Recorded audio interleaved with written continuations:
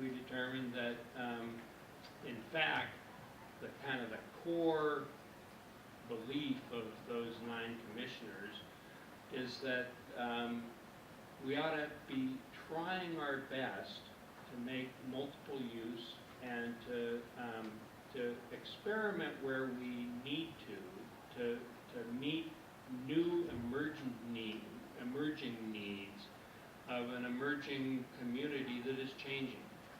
And so that the old times of the past to say, well, no, this park is for this use and that park is for that use, and that we can't figure out a way to do multiple uses, just wasn't a tenet that this park board wanted to hold firmly to. So I think we started from that basis after, as I say, after public hearing.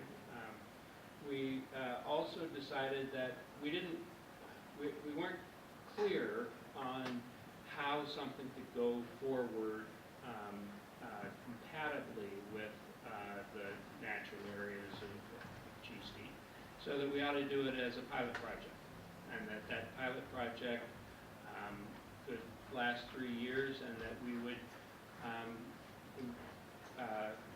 evaluate over those 3 years both how we came about it and the impacts that we would have in it. That brings us, I think, to tonight, where we also expected, anticipated, and demanded that we have public process and that we have a clear evaluation of what the baseline is and what the impacts might be of multiple use. And I think I'm thrilled to see the quality of the folks here who have volunteered your time to do this work, because you are key in terms of is this the right way to approach it, to do a pilot program that is, yes, somewhat experimental, but it moves us from just saying no, which was prior policy, to being able to say, yes, if we do it this way, we can come back together as community. We can all enjoy this space together, and we can make multiple use of it. And I'm very hopeful that the work that you are embarking on will bring us back together as a community. I've been in the South End for 35 years and know that we want no splits in our neighborhood. But we also have competing interests, competing needs for this space, and I'm hoping on your smarts and goodwill to help the community move through this process. I'm grateful for your willingness to work. Thank you. Thanks, Tom. All right, we got started a little bit late, so I don't want to take too much time on this scope and charter for the group, but I just want to talk about a couple of things, and then we'll move into the presentation from Doug and Maggie. So this is the charter that I sent out. I added your names and made just a couple of little tweaks in here since the version I sent out to you a couple of days ago. The mission statement. Project advisory team will review and comment on the pilot project's design, environmental review, evaluation criteria, and monitoring. The PAT's recommendations will actively shape and influence the process, design, and evaluation of the pilot project. So it's important for you to know that you have some real influence here. The Parks Department is listening closely, and we've tried to design the process in a way that it's responsive to your questions and concerns and the issues you raise, and that we're really working together in an iterative fashion to develop this pilot project. It's different than just the design of a project. It's different than just a map. It's different than just allowing some uses to take place. The pilot project means that this is something that's going to go in for 3 years. So how that project is defined is important. Equally as important is the criteria that are used to evaluate that project once it is in place. So you are very important here in shaping not only what gets put in for the 3 years, but again, how it's evaluated and monitored. I have your names listed in the second section.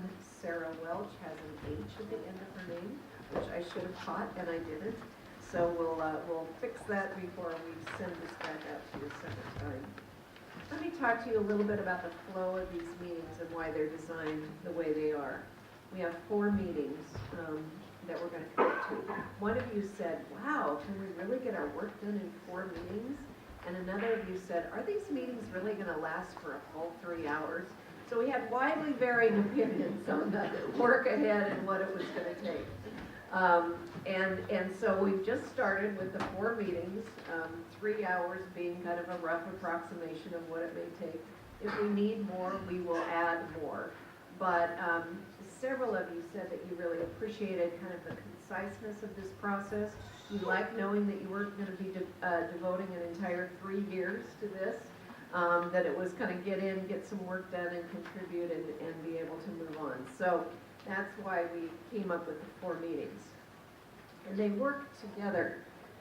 So tonight we're doing this scoping process where you're really able to lay out what you're excited about, things you're concerned about, things you want to make sure get evaluated as a part of the pilot effort. And that's the important part of this meeting and the major part in our discussion tonight.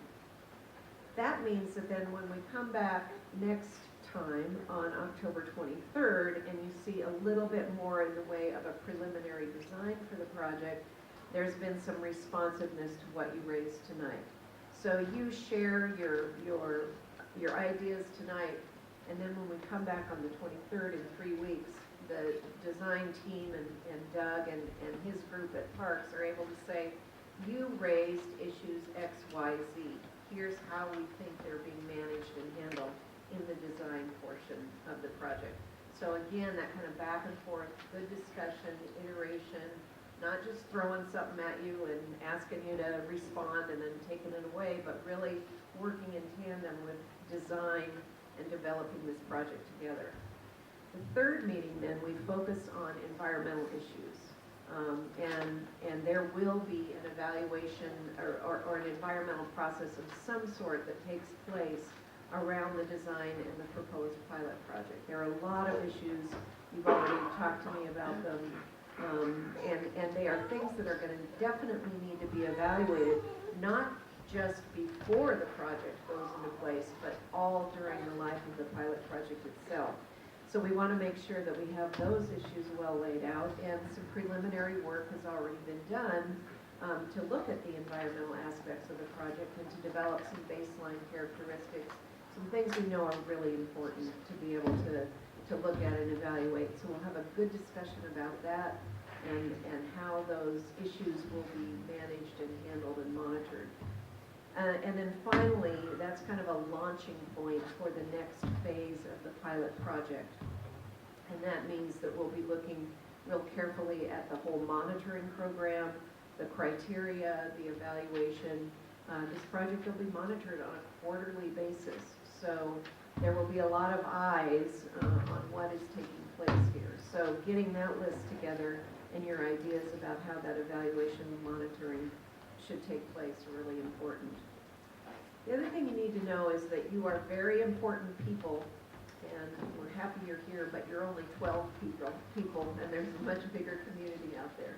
So the public process doesn't stop here. When you're done with your work in December, we will then have a public meeting in January where everyone can come and review and comment on what you've done as a group and then where the project is headed. So there's a much bigger audience out there that will continue to be informed and engaged about the processes that goes forward. And subsequently, I'm sure there'll be additional kind of public meetings and outreach and a lot of effort by parks to make sure that people are engaged. So not everything rests entirely on your shoulders. You know, that you don't have to feel the pressure that that the buck stops entirely with you. You're important, but we also want to make sure that the greater public is engaged as well.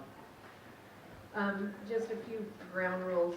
I don't need to go over these because you're all professionals and you will not need to be monitored too closely in terms of your group process. But just a few things to remember. This number 2 I hit on earlier. Focus on broad interests, not individual positions. Kind of getting yourself out of the box of I'm for this or I'm against this, but really what is it that we're developing together, and then how can we make sure our interests are addressed through that. Use the group's time well and engage constructively. I've got vigorous, respectful exchange that encourages all points of view, open communication, and good solutions. And number 4 is a good one as well. Watch your airtime. Make sure everyone has a chance to participate. And that's my job as well. So, you know, I want to make sure that everyone around this table participates during every single meeting.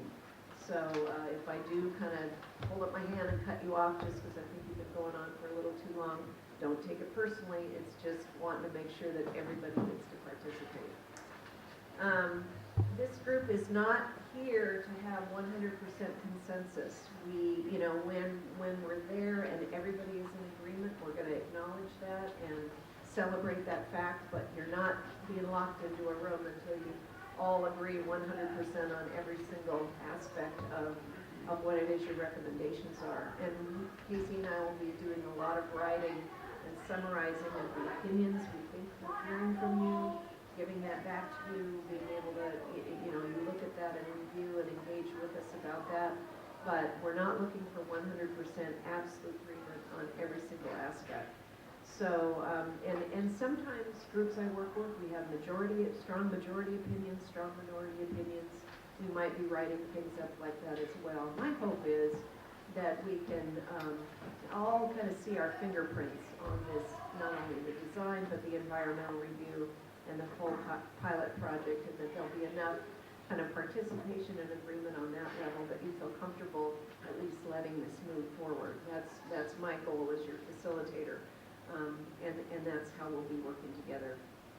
Number 7 is important, and this is what I was talking about earlier, which is strive at every meeting to conduct your business in a way that will improve your ability to work together in the future.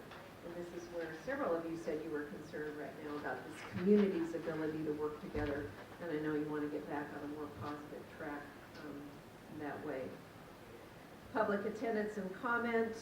I went over that earlier.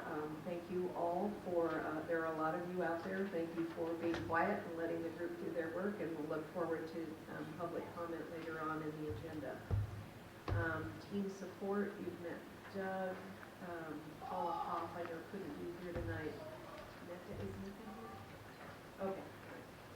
John Panga is here, and he, I guess we'll also see you around time. So just want you to know who it is from the Parks Department who's supporting your work and will be in touch with you and working with you most directly. And then that's my little facilitator's pledge. Sarah, did you have a question? Oh, sorry. Go ahead. Something came to me today, and I wanted to address it.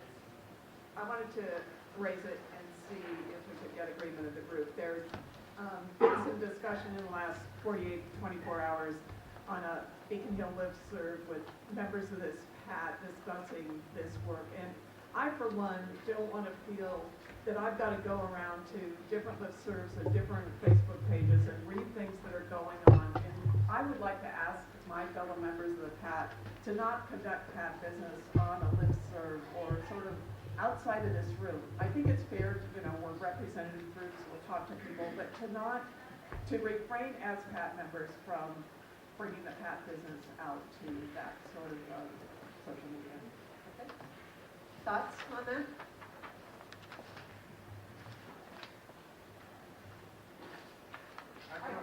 I'm fine with that. I would just like us to be able to publicize these meetings, like public input in general. That I agree.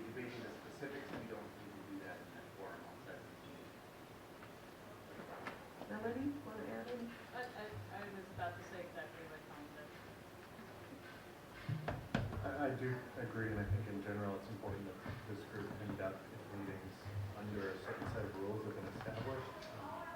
Most importantly, that they're public, that the Parks Department is overseeing what's going on. So I would second the recommendation.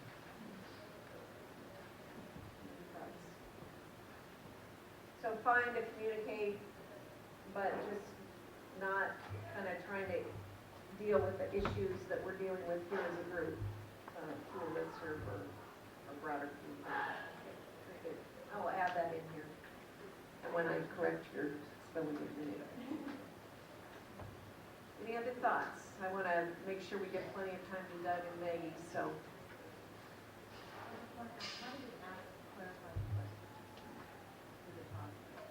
So, Doug and, you mean what?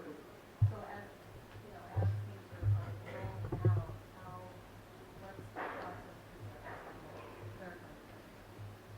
Well, during the presentation that's coming up with Doug and Maggie, you'll have time to ask those questions.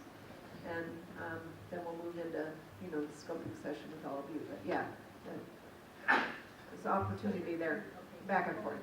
Yeah, okay. All right, Doug?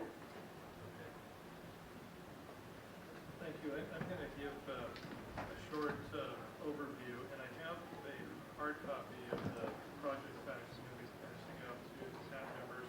I also have some available to the public here as well.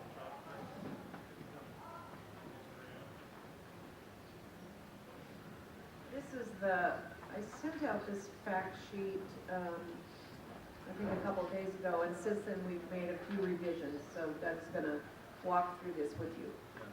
And if you do have any concerns or revisions, if you would please email those to me. And my email address is doug.critchfield, CRITCHFIELD. So it's doug.critchfield@seattle.gov. If you have any corrections or concerns about the fact sheet, please let me know that. I'm not going to read this verbatim. I'm going to summarize for you. In short, this project, we estimate this project that it will cost about $450,000 to complete the planning and design of the pilot project, phase 1 construction of the trail and the forest restoration.